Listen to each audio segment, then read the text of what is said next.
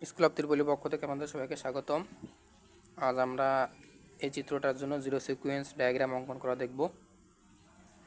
তো zero sequence diagram অঙ্কন করার জন্য আমাদের প্রথম কাজ হবে একটা রেফারেন্স বাস অঙ্কন করে নেওয়া। তো এটাকে মনে করলাম আমরা রেফারেন্স বাস। এখন এই চিত্রটার দিকে যদি আমরা লক্ষ্য করি, বিভিন্ন সিম্বল দ্বারা রিপ্রেজেন্ট করা আছে। জাস্ট এই প্রতীকের উপর নির্ভর করেই আমরা জিরো সিকোয়েন্স ডায়াগ্রামটা অঙ্কন করব। সর্বপ্রথম আমরা যদি দেখি, এখানে একটা মোটর আছে যেটা ওয়াই কানেক্টেড, গ্রাউন্ড করা, সলিডলি গ্রাউন্ড করা।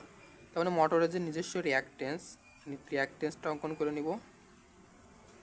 এবং মোটর যদি গ্রাউন্ড করা থাকে তাহলে মোটরের রিয়াক্টেন্সটা রেফারেন্সের সঙ্গে সংযুক্ত যাবে, এটা আমাদের রেফারেন্স।